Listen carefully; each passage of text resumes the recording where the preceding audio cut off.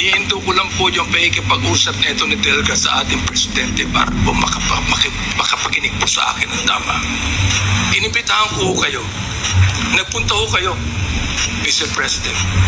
Ang kahilingan lang po namin dito ay sana po naman respetuhin po ninyo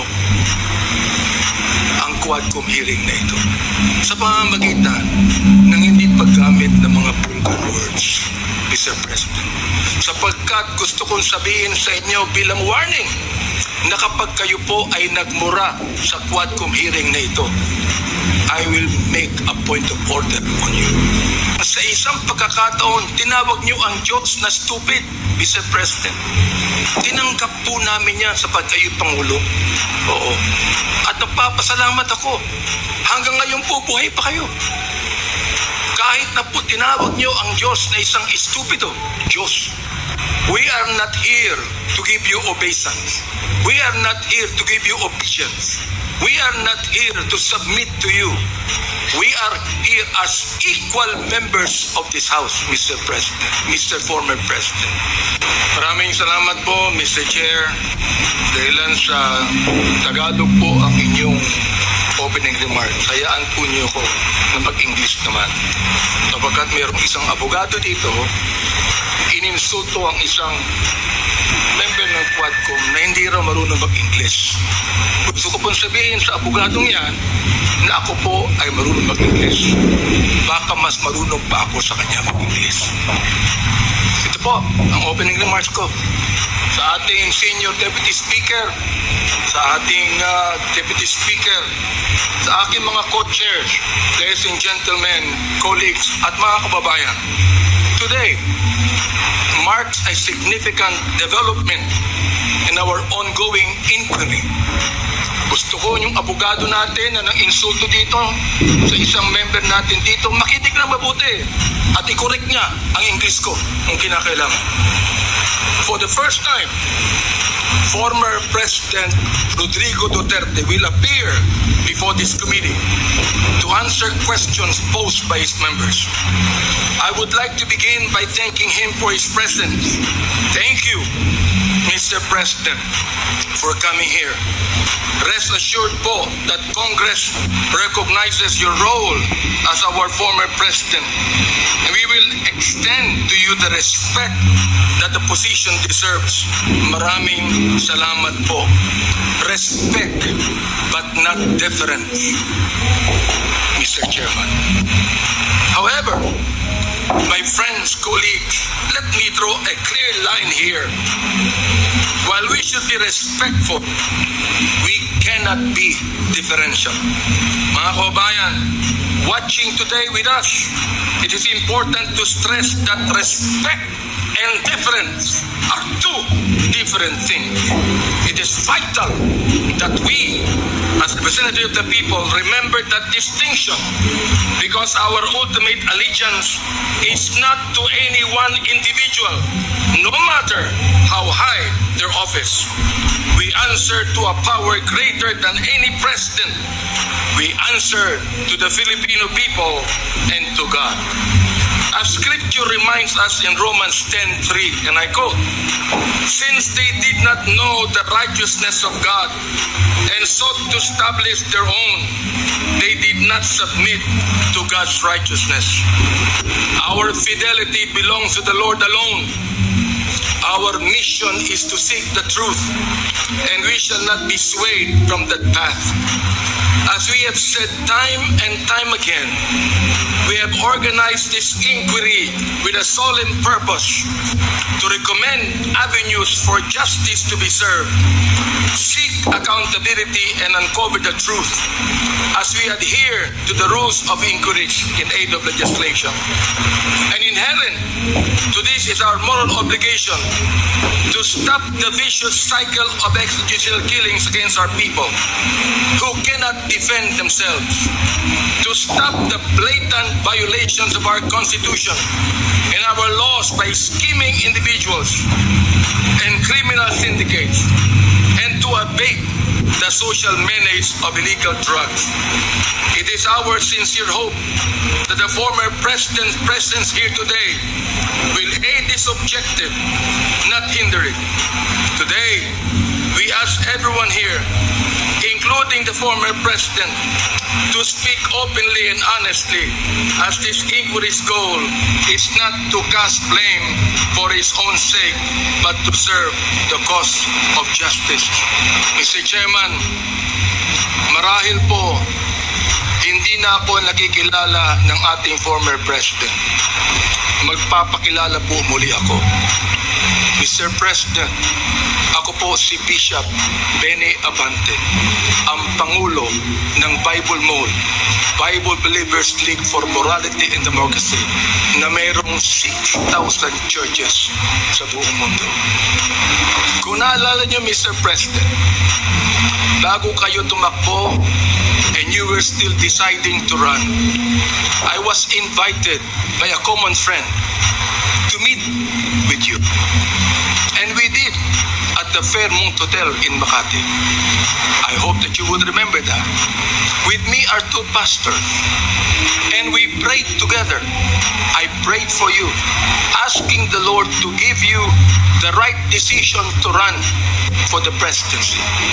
I do not know you from Adam, Mr. President, but I believe in your cause. I believe in your plan. And because of this, Mr. President, I work hard to campaign for you. Many of the pastors of the Baptist community voted for you. Gusto ko pong marinig ito ng mga DDS trolls at DDS vloggers na tumitira sa amin at sinisira ang aking reputasyon. Gusto kong sabihin sa kanila, ilang boto ba ang ibinigay nyo kay former President? Ako po, Mr. President, libo-libong boto ang binigay namin sa inyo. Nagpasalamat ba kayo sa akin? Hindi. Nilapitan niyo po ba ako? Hindi. Mabuti pa, Senator Bongo, Mr. President, nagpunta sa aking simbahan at nagpasalamat sapagkat sinuportahan namin kayo at siya, Mr. President. Now, gusto kong sabihin po dito sa Quadcom na ito, ako ba'y lumapit sa inyo para humingi ng pabor? Hindi po. Ako ba'y lumapit sa inyo para magrekomenda ng justice, magrekomenda ng general, magrekomenda ng cabinet secretary? Hindi po. Hindi ako nagpunta ng Malacanang nung kayo nanunungkulan sa loob ng 6 na taon. Isang beses lang. Ako po ay nagsabi kay Senator Bongo, kung maaari na makapag-usap po tayo. Pumayag po siya.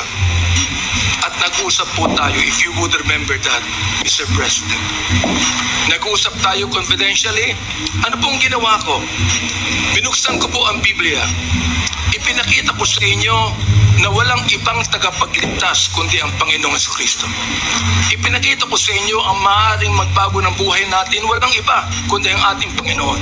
Sinabi ko sa inyo ang nakalagay sa John 3:16, for God so loved the world that He gave His only begotten Son, that whosoever believeth in Him should not perish but have everlasting life. Pinantayan ko ang inyong panunungkulan. Nakita ko na maganda ang plano nyo. Nakita ko po, Mr. Chair, na ayaw ng Pangulo na itong bansang Pilipinas mahulog sa kamay ng mga drug lords at drug traffickers. Maraming salamat po sa inyo. Nagsimula kayo ng war on drugs. Kami mga kapastoran, bilib po sa inyo, sa inyong ginawa. Sabi nyo, 6 months lang, kaya nyo tapusin ang war on drugs na ito. Inabot po kayo ng 6 na taon. Hanggang ngayon, meron po tayong war on drugs. Hindi po namin nakalain, Mr. President, na sa war on drugs na yan, mamamatay ang more than 30,000, Mr. President. Hindi ko akalain na more than 7,000 na mga drug pushers ang mamamatay sa kamay ng mga kapulisan at sa kamay ng mga riding in tandem At sinabi po ng ating ibang kapulisan, at gusto kong sabihin, hindi po lahat ng kapulisan, sapagkat ang karamihan po ng ating kapulisan mga mabuting tao at nais protektahan ang bansang ito. Pero ang ilang mga pulis pumatay po. At dito nag-testify ang ilan na mayroong reward system na inyong itinanggi nung kayo ay nag-testify under oath doon sa Senado. Ngayon po, bilang bishop po ng Bible Mode, hindi ko akalain na kinakailangan pumatay tayo ng more than 30,000 people para masugpo po ang drugs sa atin. Aba, Mr. Chair, talo pa natin ang Mexico. Sapagkat ng Mexico, nakita ko wala pang 10,000 namatay. Talo pa natin ng Colombia. Naging killing fields po ang Pilipinas nung panahon ninyo, nung kayo nanunungkulan.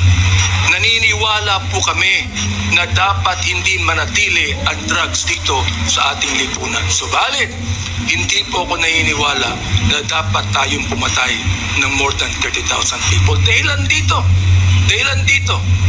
pinatay si Kian Alejandro. Ano ang kasalanan niya? Pinatay ang isang 3-year-old na bata na nahagip ng stray bullet dahilan pumatay sa isang drug pusher. Pinatay ang 9-year-old na bata doon sa Caloocan, Mr. President, Mr. Chair. Ang kanyang bala ay nandun pa sa kanyang katawan nung siya'y nilibing. Subalit anong sabi ng funeral service? Siya po'y namatay dahil sa pneumonia. Pinatay po ang isang driver ng tricycle driver sapagkat sinakay niya ang isang drug pusher. Yung drug pusher pinatay, pero yung driver ng tricycle pinatay din, Mr. President. Hindi niyo po alam to. Ngayon, meron pong isa dahil sa tokhang kumatok sa isang pintuan, hinanap ang isang taong nagngangalampilo na isang drug pusher. Hindi nakita, pinatay, yung pinagtanungan, yung pilo, buhay pa, Mr. President, Mr. Chair, at naglalako pa, palagay ko, ng drugs ngayon. Hindi ko po maintindihan to. Hindi ko po maunawaan kung bakit ganon. Samantalang sinuportahan kayo ng maraming pastor ng Baptist community. Ang ilang mga kapastoran po nandito at ilang mga pastor namin nanonood ngayon at pinapakinggan ang aking tinig, si Chair. Ako po ay binabas araw-araw ng mga bashers ng DDS troll, ng DDS vloggers. Minumura itong taong ito. Sinisira ang aking reputasyon. Minumura po ako ng katulad ng inyong pagmumura, Mr. President. Hindi ko akalain kung bakit gagawin nila yan. Ang tanong ko, ilang boto ba ang ibinigay ng mga DDS vloggers sa inyo? Gusto kong sabihin sa inyo, I can testify on this, na libu-libong boto ang nakuha nyo sa Baptist community at hindi ako humiling ng anumang pabor sa inyo, Mr. President. In fact, kung naalala nyo, Mr. President,